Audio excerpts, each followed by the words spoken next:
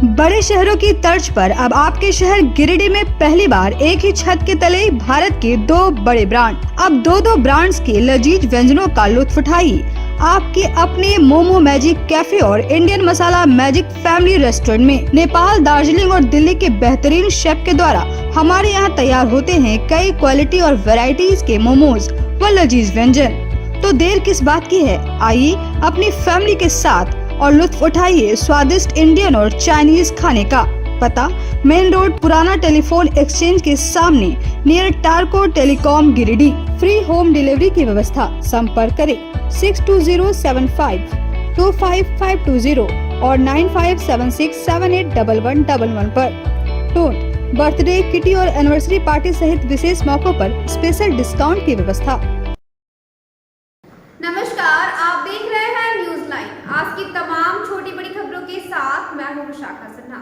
विस्तार से खबरों की ओर बढ़ने से पहले नजर डालते हैं आज की headlines. Ganpati solar, Exide, Amaron, Maximo, Genus battery और इन्वर्टर में 5 साल तक की गारंटी देता है।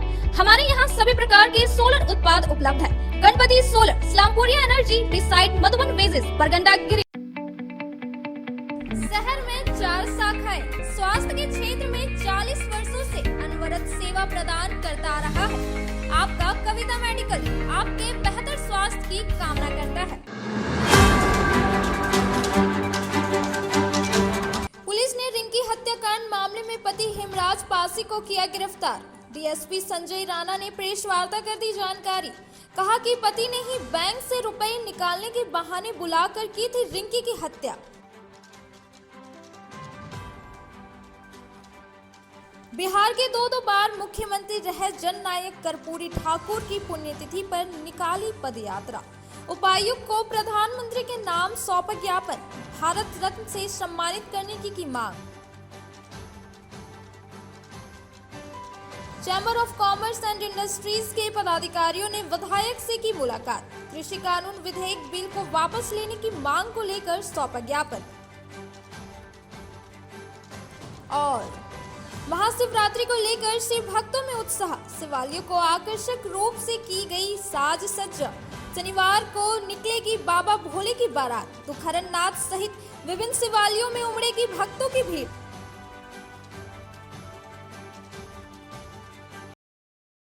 अब खबरें विस्तार से। पुलिस ने रिंकी देवी हत्याकांड का उद्भेदन करते हुए मृतका के पति हेमराज पासी को गिरफ्तार कर लिया। शुक्रवार को डीएसपी संजय राणा ने प्रेस वार्ता कर इस संबंध में जानकारी दी। जिले के गांवों में हुई रिंकी देवी के हत्या के मामले में मुख्य आरोपी मृतका के पति हेमराज पासी को गिरफ्तार कर लिया गया है। उक्त जानकारी डीएसपी संजय राणा ने शुक्रवार को प्रेस वार्ता आयोजित कर दी। उन्होंने बताया कि रिंकी देवी का शव गायब होने के 2 दिनों बाद पुलिया के नीचे से बरामद किया गया था। घटना के बाद मृतका के पति चिहुतिया निवासी लखन माता ने उसके पति हेमराज पासी के खिलाफ मामला दर्ज कराया था। बताया कि पुलिस के द्वारा हेमराज को गिरफ्तार करने के लिए लगातार छापेमारी की जा रही थी। इसी क्रम में गांवा थाना पुलिस ने शुक्रवार को हेमराज पासी को गिरफ्तार कर लिया। पूछताछ के दौरान हेमराज ने अपना अपराध स्वीकार किया है। विदित हो कि गांवा थाना क्षेत्र के टिकोडी स्थित ससुराल में विवाद होने के बाद रिंकी अपने मायके चिहुटिया आ गई थी। 2 दिन बाद पति ने बैंक से पैसे निकालने को लेकर रिंकी को बुलाया था। उसके बाद रिंकी गायब हो गई। 2 दिनों के बाद उसकी लाश घंगरीकुरा डोरंडा मुख्य सड़क के बीच चिरवा टांड स्थित पुलिया के नीचे मिली थी। घटना से आक्रोशित परिजनों व ग्रामीणों ने रिंकी के शव के साथ विरोध प्रदर्शन करते हुए गांवा सतगांव मार्ग को बाधित करते हुए रिंकी के हत्यारे को गिरफ्तार करने की मांग की थी, जिसके बाद पुलिस दबाव में आ गई और रिंकी के पति हेमराज पासी को गिरफ्तार कर लिया। 23 को गांवा थाना के रिंकी देवी पति हेमराज पासी, ग्राम टिकोडी, थाना हिरोडी, जिला गिरिडीह का गुमशुदगी संबंधित आवेदन प्राप्त हुआ था। इस संदर्भ में गांवा थाना सना संख्या 20-22-20-23 को दर्ज किया गया था और इसी क्रम में दिनांक 14 तारीख को जो है गुमशुदा रिंकी देवी का शव तिरसी थाना अंतर्गत घंगरीकुरा के पास पुलिया के नीचे बरामद किया गया था। उनका सिर बुरी तरह से कुचला हुआ था। इस संदर्भ में मृतक के पिता लखन माथा ने एक आवेदन दिया था जिस पर आरोप लगाया था कि इनके दामाद ने ही इनकी बच्ची की हत्या की है और शव को छिपा देने की नीयत से पुल के नीचे फेंक दिया है। इस संदर्भ में गांवा थाना कांड संख्या 1423 दिनांक 14/2/23 धारा 302/201/120 बी भादवी के अंतर्गत दर्ज किया गया। इसके बाद पुलिस अधीक्षक महोदय गिरिडीह के आदेशानुसार एक विशेष टीम का गठन किया गया। ये खोरी महुआ के अनुमंडल पुलिस पदाधिकारी श्री मुकेश महतो के नेतृत्व में यह टीम तैयार किया गया, जिसमें दोनों थाना के तीसरी थाना के अफसर इंचार्ज और गांव थाना के इंचार्ज को शामिल किया गया और इन लोगों ने त्वरित गति से अनुसंधान करते हुए उनके दामाद हेमराज पासी को गिरफ्तार किया।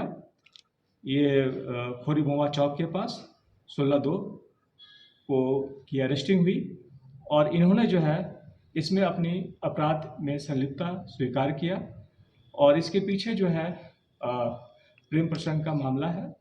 बड़ी भाभी के साथ इसका प्रेम प्रसंग था, ये विरोध किया करती थी और जिसके क्रम में जो है उसकी हत्या हुई।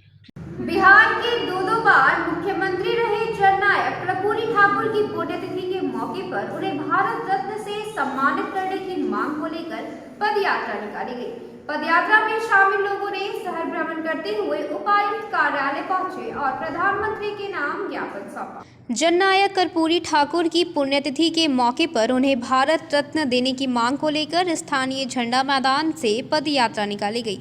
पदयात्रा झंडा मैदान से निकलकर बाबा साहेब भीमराव अंबेडकर चौक, टावर चौक, जयप्रकाश नारायण चौक, बस स्टैंड, एसपी कोठी, कोलडीहा होते हुए कर्पूरी ठाकुर चौक पहुंची और पदयात्रा में शामिल लोगों ने उनकी प्रतिमा पर माल्यार्पण कर उन्हें श्रद्धांजलि अर्पित की।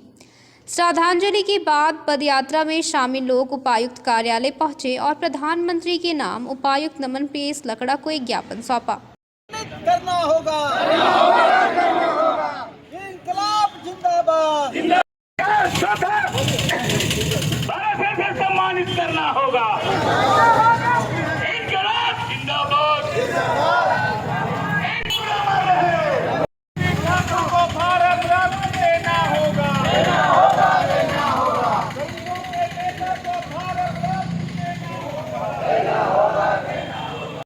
ठाकुर अमर है, कर्पूरी ठाकुर का भारत रत्न देना होगा, कर्पूरी ठाकुर का देना होगा, कर्पूरी ठाकुर का भारत रत्न देना होगा, ठाकुर को भारत रत्न देना होगा, देना होगा, देना होगा, गरीबों के नेता को भारत रत्न देना होगा, देना होगा, देना होगा।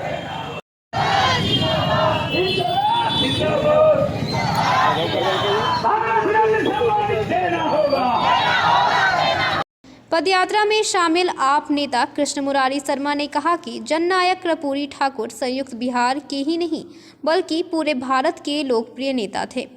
कर्पूरी ठाकुर भारत के स्वतंत्रता सेनानी, शिक्षक, राजनीतिज्ञ, बिहार राज्य के उप मुख्यमंत्री और दो बार मुख्यमंत्री पद को सुशोभित किए हैं। बताया कि भारत छोड़ो आंदोलन के समय 26 महीनों तक वे जेल में रहे हैं। इस दौरान लोगों के बीच इतने लोकप्रिय हुए कि इन्हें जननायक की उपाधि दी गई। इसलिए भारत सरकार शीघ्र उन्हें भारत रत्न से सम्मानित करे।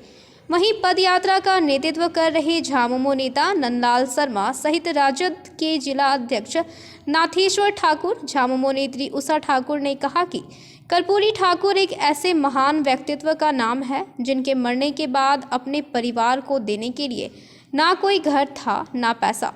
पूरी जिंदगी जनता के नाम कर देने वाले जननायक कर्पूरी ठाकुर को भारत रत्न नहीं मिलना दुर्भाग्यपूर्ण है।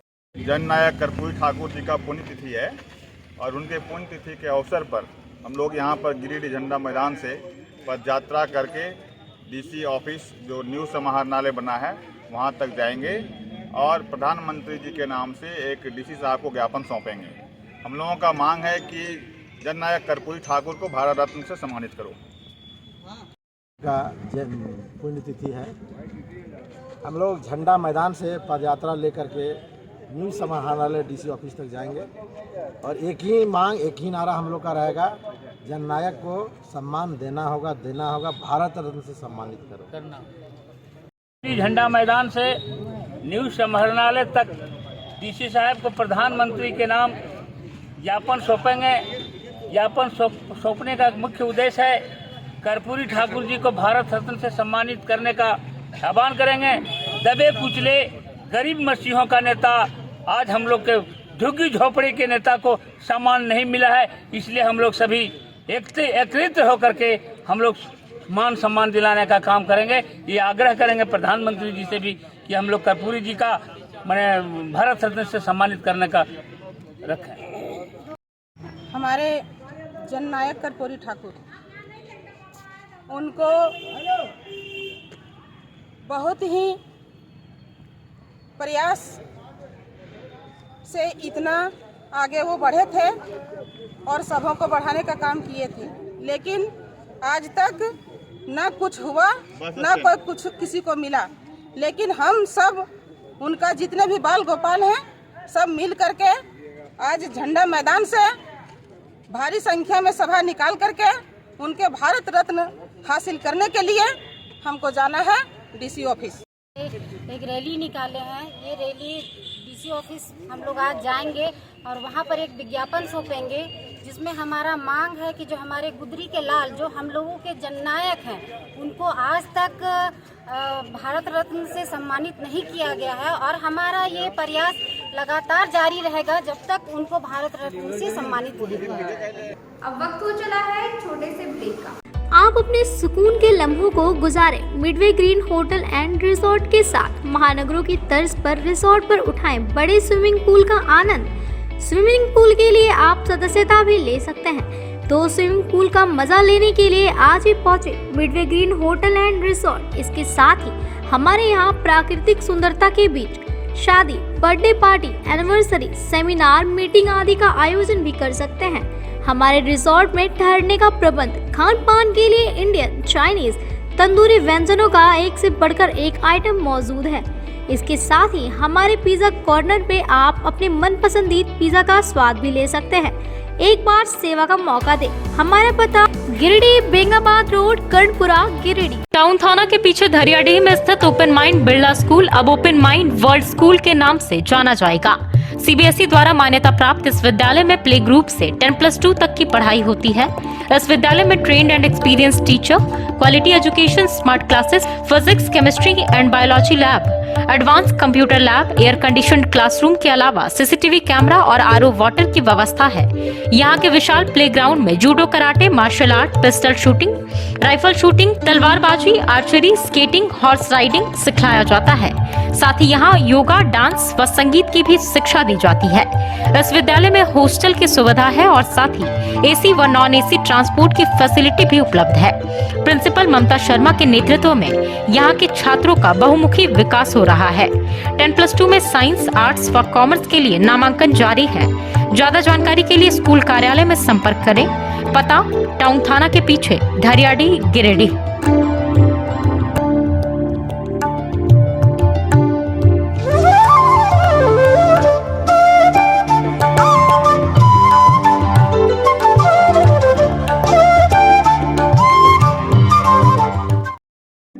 मेम साहब, हाँ? गैस खत्म हो गया। अब तो 3 दिनों तक होटल से ही खाना पड़ेगा।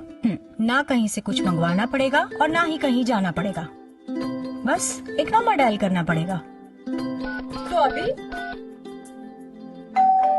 दरवाजा खोलना पड़ेगा। हाँ। Madam, Indira gas always on time. ज्यादा चले, हर जगह मिले, कम दाम में और 4 साइज में।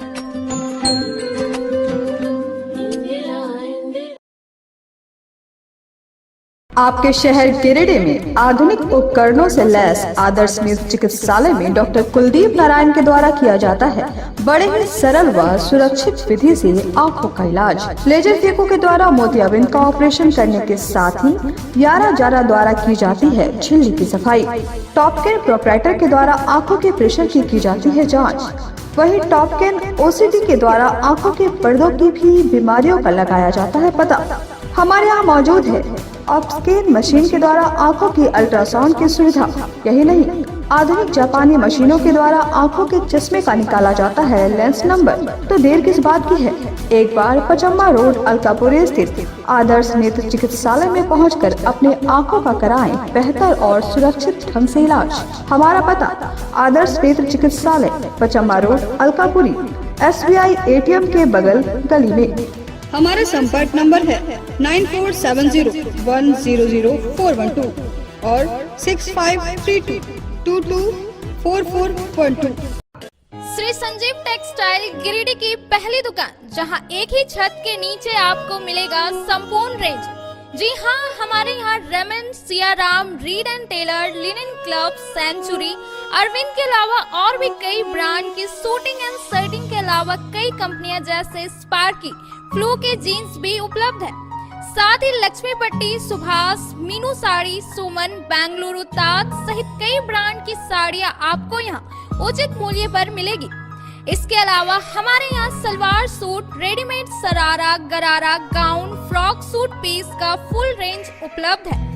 साथ ही फैंसी टॉवेल, बेडशीट, पर्दा, दर्री, ब्लैंकेट, धोती आदि आप यहाँ से उचित मूल्य पर खरीद सकते हैं। इतना ही नहीं, इस वेडिंग सीजन आपके लिए हमारे यहाँ है खास कलेक्शन, क्योंकि हम सजाते हैं दूल्हा दुल्हन को खास अंदाज में।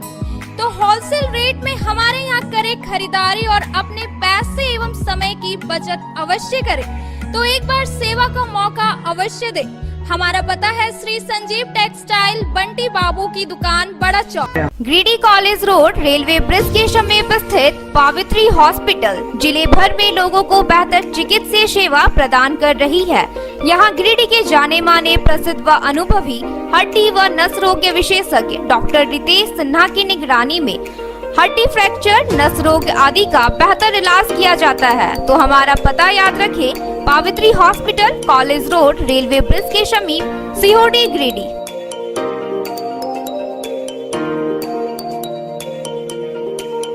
उत्कृष्ट शिक्षा, अद्भुत वातावरण, भव्य इमारत और हर क्षेत्र में उपलब्धियों की एक लंबी सूची। जी हाँ, झारखंड के सर्वश्रेष्ठ स्कूलों में उन्नत प्रौद्योगिकी सुविधाओं के साथ CBSE बोर्ड द्वारा मान्यता प्राप्त सलूजा गोल्ड इंटरनेशनल स्कूल में क्लास नर्सरी से स्टैंडर्ड 12 तक की पढ़ाई होती है। इस विद्यालय में highly qualified and professional teacher, top quality education, very cool environment, Apple education programme, modern science lab, math lab, robotics lab, suited out zone, computer classes, music classes, boarding and green campus, rich library, art in class, swimming classes, large playground for school, top classes, auditorium for cultural activity, साथ ही day boarding and hostel, ultra modern facility. हमारा पता है Saluja gold international School, NH 114, Motileda, Giridih. Shri Vishwanath nursing home Giridih का multi speciality hospital है। इस hospital में doctor SK Tokania general surgery एवं लैप्रोस्कोपी, यूरोलॉजी, स्त्री रोग, हड्डी रोग विशेषज्ञ, doctor Neeraj Tokania general and laparoscopy surgeon एवं senior resident depart urology, Apollo hospital Mumbai के द्वारा मरीजों का इलाज किया जाता है। इस नर्सिंग होम में आयुष्मान भारत मुख्यमंत्री जन आरोग्य योजना के तहत एक परिवार को 5 लाख रुपए तक का मुफ्त स्वास्थ्य बीमा दिया जा रहा है। इस योजना के तहत श्री विश्वनाथ नर्सिंग होम में इलाज की सुविधा उपलब्ध है। इस नर्सिंग होम में ICU की सुविधा भी उपलब्ध है।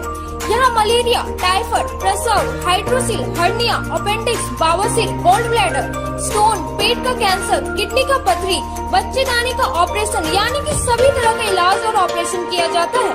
इसके अलावा यहाँ बंध्याकरण का ऑपरेशन मुफ्त में किया जाता है एवं लाभुकों को 1000 रुपए और सहिया को 200 रुपए का भुगतान बैंक अकाउंट के माध्यम से किया जाता है। नर्सिंग होम का पता श्री विश्वनाथ। ब्रेक के बाद आप सभी दर्शकों का स्वागत है। महाशिवरात्रि को लेकर एक और जहां सभी शिवालयों को आकर्षक रूप से सजाया गया है, वहीं भक्तों के द्वारा शनिवार को निकलने वाली सिर्फ बारात को लेकर जोर शोर से तैयारी की जा रही है। महाशिवरात्रि को लेकर शहर से लेकर ग्रामीण क्षेत्रों में स्थित विभिन्न शिवालयों में जोर शोर से तैयारी चल रही है।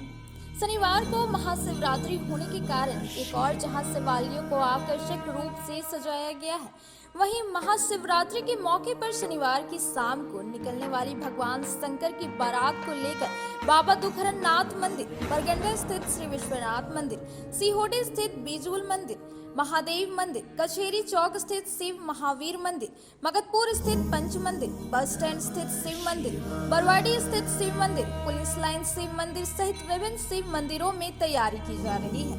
इस दौरान भक्तों ने शुक्रवार को पूजा की शुरुआत नहाय खाए के साथ कर दी है। वहीं शनिवार को भक्त उपवास रखकर दिन भर बाबा की पूजा में लीन रहेंगे, जबकि रात्रि में भगवान शिव की बारात निकलने के साथ ही विवाह कार्यक्रम होगा, जो रविवार को जलाभिषेक के साथ संपन्न होगा।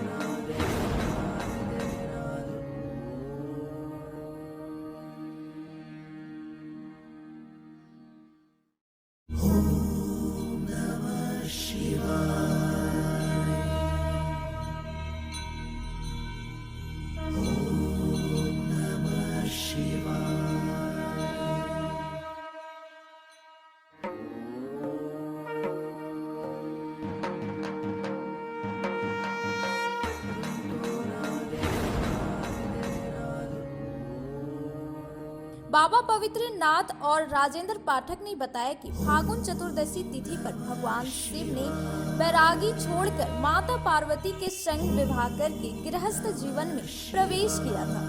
इसी वजह से हर वर्ष फागुन चतुर्दशी तिथि को भगवान शिव और माता पार्वती के विवाह की खुशी में महाशिवरात्रि का त्योहार मनाया जाता है। कहा कि इस दिन जो भक्त सच्चे मन से उपवास रखकर बाबा भोलेनाथ पर बेलपत्र, पंचामृत, फूल, अक्षत, भांग से बाबा की पूजा अर्चना करते हैं, उनकी मनोकामना पूर्ण होती है। महाशिवरात्रि का फागुन मास चतुर्दशी तिथि का पूजा होता है, जिसमें शंकर और पार्वती शुभ विवाह का तैयारी किया जाता है। कल तारीख कितना है जी? 15 तारीख को नहा खाना है। शुभ विवाह 18 दिन शनिवार को शुभ विवाह रात्रि 1:24 में धूमधाम से मनाया जाएगा। किस विधि विधान से लोग पूजा करेंगे? पूजा करेगा और उसमें पार्वती जी का शुभ विवाह का आगमन किया गया है। बोल वृंदावन बिहारी लाल की जय। आज का समय बाबा भोलेनाथ का शुभ विवाह के उत्सव पर बरगंडा सार्वजनिक काली मंडा विश्वनाथ मंदिर के प्रांगण में धूमधाम से हर साल की भांति इस वर्ष भी प्रेम दया सद्भावना से भोलेनाथ की तैयारी, शादी का तैयारी करने के लिए हमारे कमेटी के सदस्य, नगरवासी, जनता जनार्दन, छोटे बड़े सब कोई लगे हुए हैं। मंदिर का सजावट भी पूर्ण रूप से कर दिया गया है, सफाई भी कर दिया गया है और हर साल की भांति इन साल भी बड़े धूमधाम के साथ 18/2/2023 शनिवार को संध्या 7 बजे बुद्ध भावन पतित पावन शिव शंभो अविनाशी घटघटवासी त्रिलोकवासी केदारवासी मृत्युंजयवासी बाबा भोलेनाथ का झांकी निकालने के लिए सब कोई रहेंगे। पूरे नर नारी लोग जय भोलेनाथ की जय हो, सबका बेड़ा पार करने के लिए तैयार हैं। आज नहाय खाए का व्रत का समय है। कल के दिन उपवास करेंगे, कोई फलाहारी रहते हैं, कोई निराहारी रहते हैं। कोई जब तक शादी नहीं होता तब तक रहते हैं। नगरे नगरे ग्रामे ग्रामे मिक्सत वेदवाणी, यही बरगंडा सार्वजनिक काली मंडा विश्वनाथ मंदिर का निर्माण। किस विधि विधान से पूजा अर्चना बड़े धूमधाम से कल 7 बजे से संध्या से हम लोग आरती जुलूस निकालेंगे। और जुलूस निकालने के बाद बाबा के पास घूमते हुए आएंगे, झूमते झामते, और रुद्राभिषेक होगा। और 12 बजे से लेकर के 1:30 बजे रात्रि के बीच में शुभ विवाह होगा। बहुत से महिलाएं लोग, बहनें लोग मंगलाचरण करती है, शिव विवाहोत्सव भजन गाती है, गीत गाती है, और निराहार भांग का प्रसाद मिलता है, शरबत का प्रसाद मिलता है। शंभू, ये जो पश्चिम पर आती है 20 साल से निकाल रहे हैं। जब तक भुना टोली रहेगा तब तक भारत निकलेगा, क्योंकि मोहल्ला है मेरा और बस्ती है मेरा। जब तक जीवित रहेंगे हम लोग तब तक निकालेंगे। इधर मुख्यालय से करीब 8 किलोमीटर की दूरी पर उसरी नदी के तट पर स्थित बाबा दुखरनाथ मंदिर में महाशिवरात्रि के मौके पर उमड़ने वाली भक्तों की भीड़ को देखते हुए व्यापक इंतजाम किए जा रहे हैं।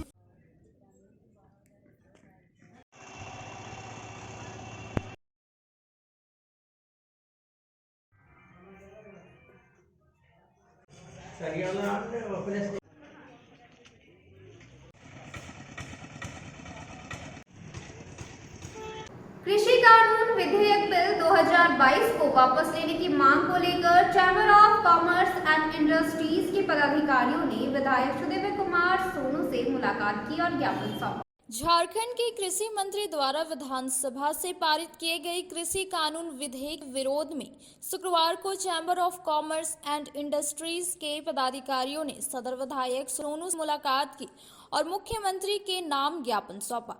इस दौरान चैम्बर के पदाधिकारियों के साथ कई व्यवसायी भी मौजूद थे। सभी ने कृषि मंत्री बादल पत्रलेख द्वारा लाए गए कृषि कानून विधेयक का विरोध किया।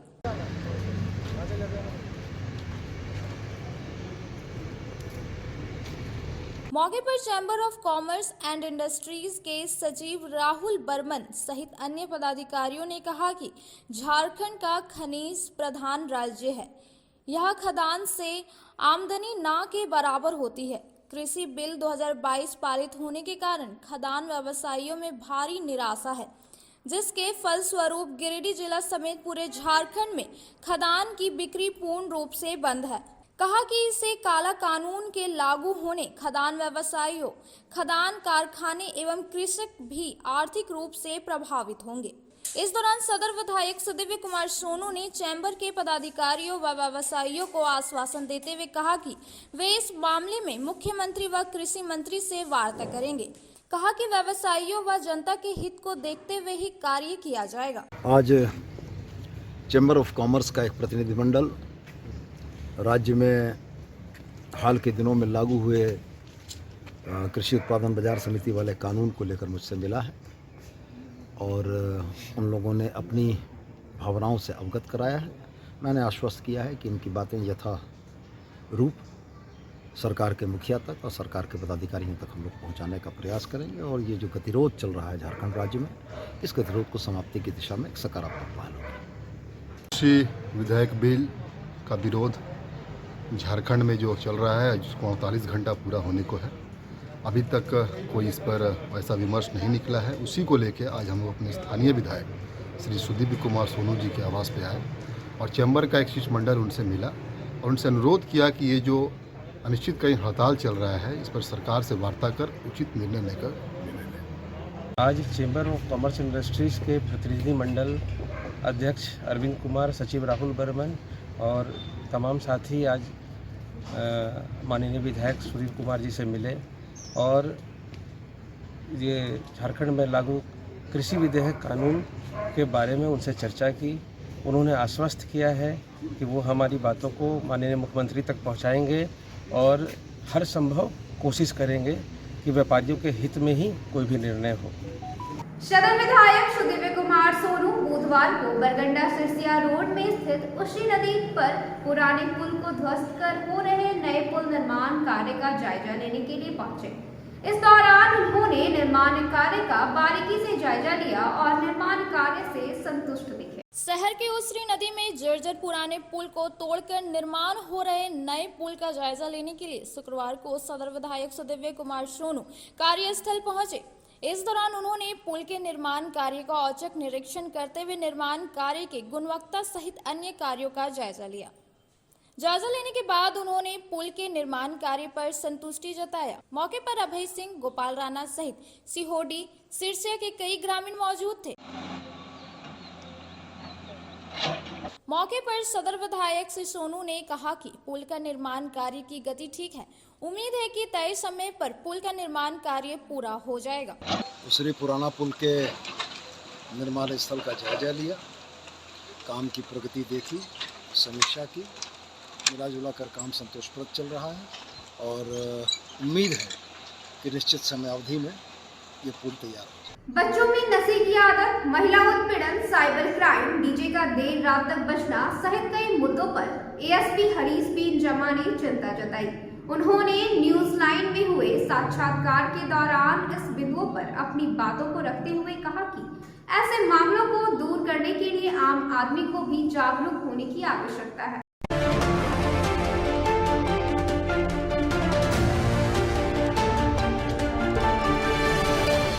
तो हम लोग बार बार अपने साथ साथ अपने जो भी अधीनस्थ पदाधिकारी हैं उनको यही कहते हैं कि लोगों से जरूर मिलिए, क्योंकि पुलिसिंग एक ऑफिस में कमरे में बैठ के नहीं हो सकती। मैं हमेशा कहता हूं कि आम लोगों में और पुलिस में कोई अंतर नहीं है, कोई भेद नहीं है। आम लोग बिना वर्दी के देश की सेवा करते हैं, हम लोग वर्दी पहन के देश की सेवा करते हैं। आईपीएस हारिस बिन जमा साहब आज हमारे साथ हैं, जो कि गिरिडीह में प्रेजेंट में एएसपी हैं। आपका वेलकम है जमा साहब न्यूजीलैंड में। Thank you.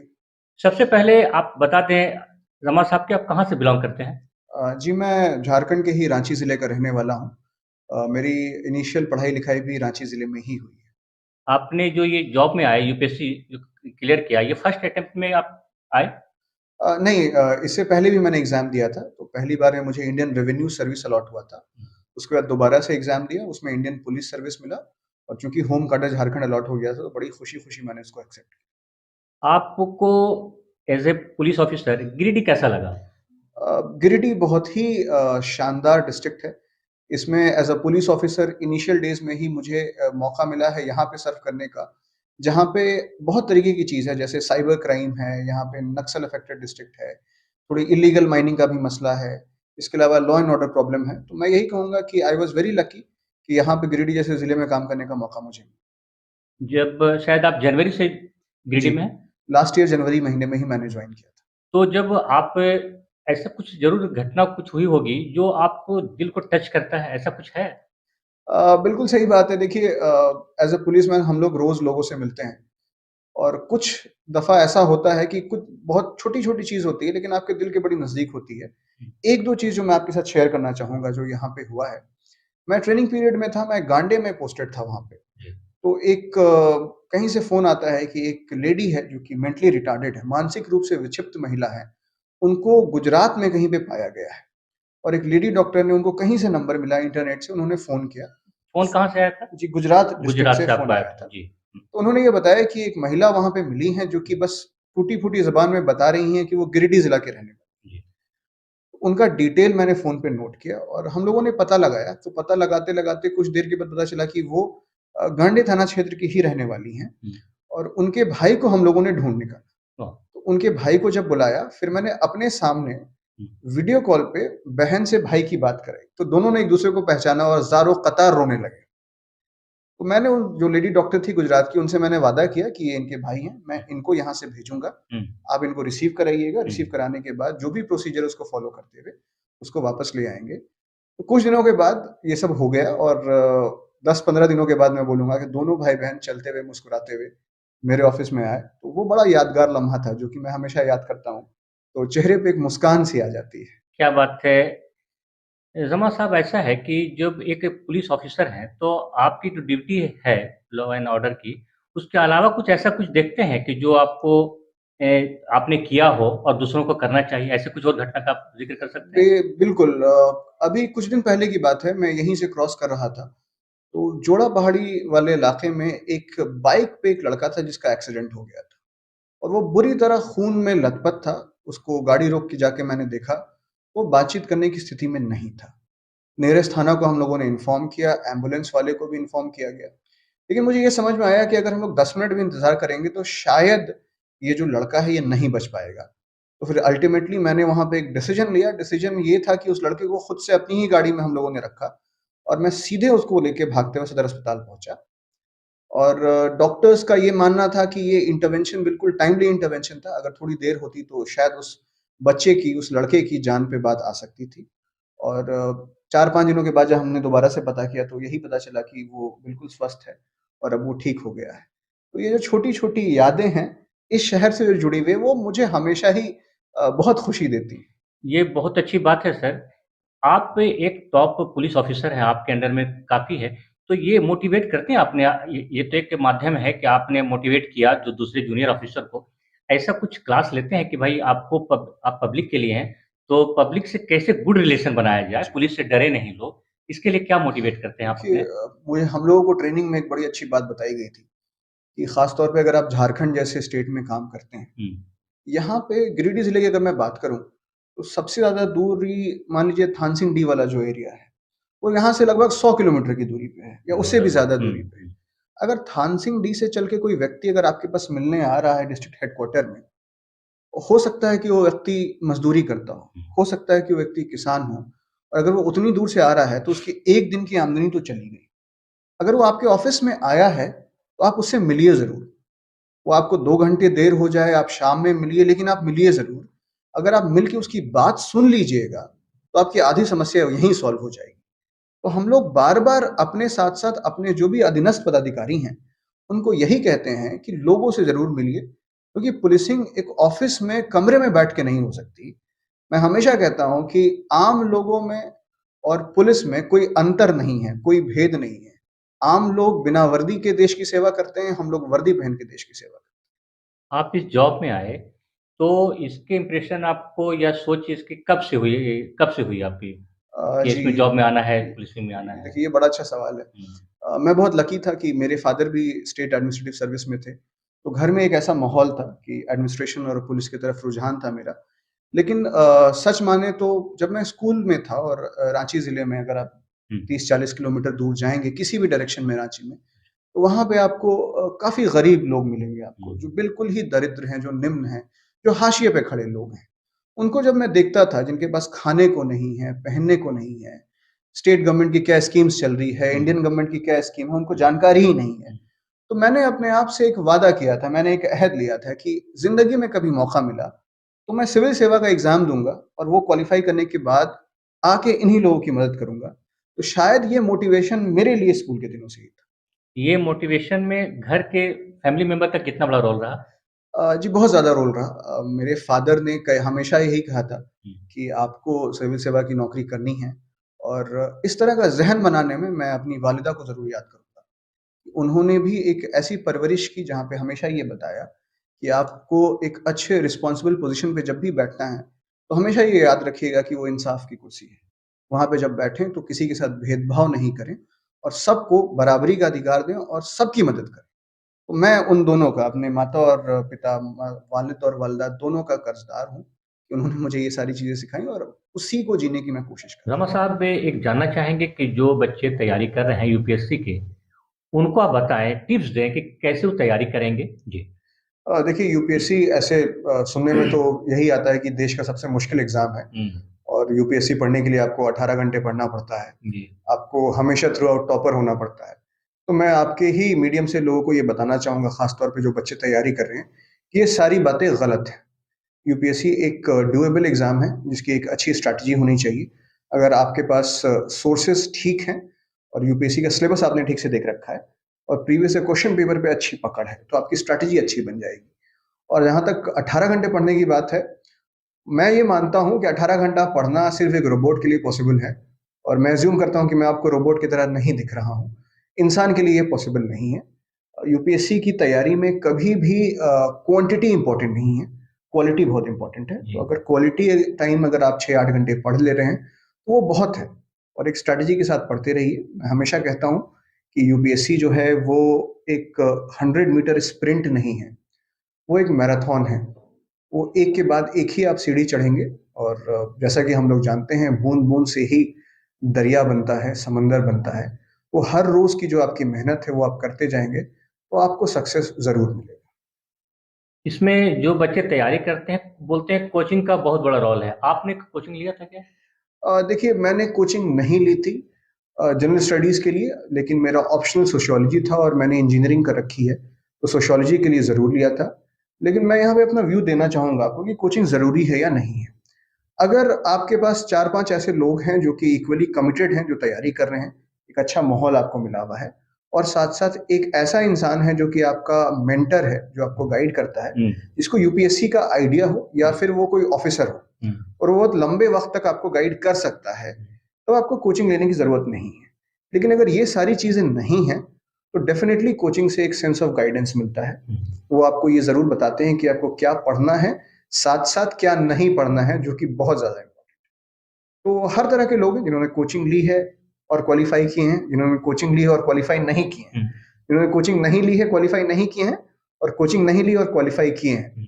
कहने का मतलब ये है कि अगर आप कोचिंग लेते भी हैं, तो आपको मेहनत खुद से ही करनी है। कोचिंग में सारे लोग जो पढ़ते हैं, 500 बच्चे, सबका सिलेक्शन कभी नहीं होता है। एक बात जानना चाहेंगे जमा साहब, आप क्या शौक रखते हैं अपने डेली लाइफ में? देखिए, पुलिस की नौकरी ऐसी होती है कि वक्त बहुत कम मिल पाता है, लेकिन इसके बावजूद जब भी मुझे वक्त मिलता है तो मुझे पढ़ने का बड़ा शौक है। तो आप कभी अगर मेरे घर आएंगे तो आप देखेंगे कि एक छोटी सी लाइब्रेरी मैंने बना रखी है, तो तकरीबन हर महीने मैं 4-5 किताब तो ज़रूर पढ़ ही लेता हूँ। उसके अलावा मुझे उर्दू ज़ुबान से बड़ा शौक है, जो कि उसी माहौल में पला बड़ा और ज़बान इतनी खूबसूरत है कि आपको ज़ौक शौक हो ही जाता है। तो शेर व शायरी का थोड़ा शौक रहा है। एक तो शेर सुना दीजिए। बिल्कुल, एक मेरा पसंदीदा शेर है जो मैं आपके साथ शेयर करूंगा। गुलों पे इसलिए कांटों को तरजीह देते हैं, गुलों पे इसलिए कांटों को तरजीह देते हैं, खिलकर इन्हें मुरझाना नहीं आता। और अज़ल से रच गई है सरबुलंदी अपनी फितरत में, अज़ल से रच गई है सरबुलंदी अपनी फितरत में, हमें हारना आता है, झुक जाना नहीं आता। क्या बात है सर, क्या बात है सर। एक लास्ट, चूंकि आप एक जिले के बड़े ऑफिसर हैं, पुलिस ऑफिसर, आप पब्लिक से क्या अपील करेंगे? जी, पहले एक अपील कर दें, आप क्या अपील करना चाहते हैं इस मुद्दे पर? जी देखिए, क्योंकि आपकी व्यूअरशिप बड़ी अच्छी है, तो आपके मीडियम से मैं गिरिडीह के आम लोगों से ये अपील करना चाहूँगा कि पुलिस अपना काम जो कर रही है वो तो कर ही रही है, लेकिन इसके साथ हम लोगों का कुछ एक्सपेक्टेशन है लोगों से। वो 2-4 एरिया है जिसपे मैं बात करूँगा। पहला एरिया ये है कि आप सभी लोग जानते हैं कि गिरिडीह ज़िले में डीजे की समस्या है। रात में जो टाइम निर्धारित किया गया है, तकरीबन 10-11 बजे के बाद आपको डीजे नहीं बजाना है, तो उसका ध्यान रखें, क्योंकि बच्चे हैं, उनको पढ़ाई करने में डिस्टर्बेंस होता है, बूढ़े लोग हैं, उनको सोने में तकलीफ होती है, मरीज़ हैं। तो ये पहली चीज़ है, डीजे का इस्तेमाल आप लोग कम से कम करें और जो भी साउंड का लिमिट है, उस लिमिट को ज़रूर फॉलो करें। कई दफ़ा ऐसा देखा जाता है कि बहुत ज़ोर से जो साउंड है, बड़े वाले डीजे को बजाया जाता है, वो नहीं करें। दूसरी चीज़ जो मैं यहाँ पे देखता हूँ, जो युवा वर्ग है ख़ास तौर पे, उनमें थोड़ा-सा नशा करने की आदत हो गई है। जो छोटे बच्चे हैं, सबसे अफ़सोस की बात ये है, ये छोटे बच्चे हैं, वो भी नशे की चपेट में आ रहे हैं। तो उसके लिए भी हम लोग खुद से बार-बार रेड करके लोगों को पकड़ते भी हैं। लेकिन मैं सारे गार्जियंस को ये कहना चाहूँगा, घर में जो पेरेंट्स हैं उनको ये कहना चाहूँगा, आप लोग अपने बच्चों पे नज़र रखिए। कोई भी इस तरह की हरकत कहीं पे करता है तो उसकी सूचना हम लोगों को दीजिए, हम लोग तुरंत कार्रवाई करेंगे। तीसरी चीज़ जो मैं कहना चाहूँगा, जो है सोशल क्राइम। आमतौर पे आप देखिएगा कि महिलाओं के विरुद्ध जो अपराध है, वो भी कहीं न कहीं गिरिडीह ज़िले में दिखता है। सोशल क्राइम्स को कंट्रोल करने की ज़रूरत है। जो मसला शादी का जो मसला होता है, अगर लोग उसको आपस में सुलझा लें, तो उससे क्या होता है, लोगों का घर नहीं टूटता है, घर बसा रहता है। हालाँकि अगर संभव नहीं है तो केस हम लोगों के पास आता ही, हम लोग उसको सॉल्व करते हैं। लेकिन बहुत तरह की बुराइयाँ जो समाज में आ गई हैं, जो महिलाओं के विरुद्ध जो अपराध हो रहा है, उसको रोकने के लिए भी गिरिडीह की जो आम जनता अगर प्रयास करे, तो वो बहुत अच्छा असर उसका देखने को ज़रूर मिलेगा, मैं ये मानता हूँ। आखिरी अपील जो मैं करना चाहूँगा वो है साइबर क्राइम से रिलेटेड। देखिए, झारखंड राज्य की बड़ी बदनामी हुई है साइबर क्राइम का गढ़ बनने से। तो आम लोगों से मैं यही अपील करूँगा कि किसी भी तरीके से साइबर क्राइम को प्रमोट नहीं होने देना है। अगर कोई ऐसी कोशिश करता है तो उसकी सूचना हम लोगों को देनी है, हम लोग तुरंत कार्रवाई करेंगे। और साइबर क्राइम का आपको विक्टिम भी नहीं बनना है। अगर कोई फ़ोन करके आपसे ओटीपी मांगता है या कोई भी ऐसी चीज़ शेयर करने के लिए बोलता है जो आपका पर्सनल डिटेल है, तो आप उसको बिल्कुल शेयर मत कीजिए। धन्यवाद। और एक लास्ट फिर अपील कर दें आप, जो बच्चे यूपीएससी की तैयारी कर रहे हैं, उनको क्या अपील करेंगे आप, क्या टिप्स देंगे? देखिए, ये बहुत इंपॉर्टेंट है कि ज़िंदगी का जो आपका एक मकसद है, उस मकसद को आप डिसाइड कर लीजिए। अगर आपने डिसाइड कर लिया कि वो मकसद आपका यूपीएससी सिविल सेवा ही है, तो उसके लिए आपको जी तोड़ मेहनत करनी है। मैं हमेशा ये कहता हूँ, आज भी यही कहूँगा, आपको अपनी ज़िंदगी के 2 साल यूपीएससी सिविल सर्विसेज की तैयारी के लिए देना है। आप जब 2 साल देंगे, तो मान लीजिए खुदा न खास्ता आपका सिलेक्शन नहीं होता, लेकिन इस 2 साल में आप इतनी चीज़ें सीखेंगे कि वो सीखने के बाद आप लाइफ में जो भी चीज़ करिएगा, वो बहुत बेहतर तरीके से करिएगा, जो कि आप पहले नहीं कर पाते। और 2 साल अगर आपने अच्छे से मेहनत की, बहुत मेहनत की, तो मैं ये बिल्कुल मानता हूं कि आपका यूपीएससी में सिलेक्शन हो जाएगा। बाज़ दफ़ा लोग कहते हैं कि अगर यूपीएससी में सिलेक्शन नहीं होगा तो क्या होगा। मैं बच्चों से यही कहना चाहूँगा, अगर आपका सिलेक्शन नहीं होगा तो आप मर नहीं जाइएगा। आप अपने रोटी चावल दाल का इंतज़ाम ज़रूर कर लीजिएगा अगर आपने 2 साल अच्छे से तैयारी की है। ज़िंदगी के 2 साल यूपीएससी को दीजिए, आपकी पूरी ज़िंदगी बदल जाएगी। शुक्रिया जमा साहब, आपने इतना वक्त न्यूज़लैंड को दिया। बहुत बहुत शुक्रिया। न्यूज़लैंड के लिए मैं संजय इमाम। आज के अंत में बस इतना ही। तब तक के लिए दीजिए पूरी टीम को इजाजत। धन्यवाद।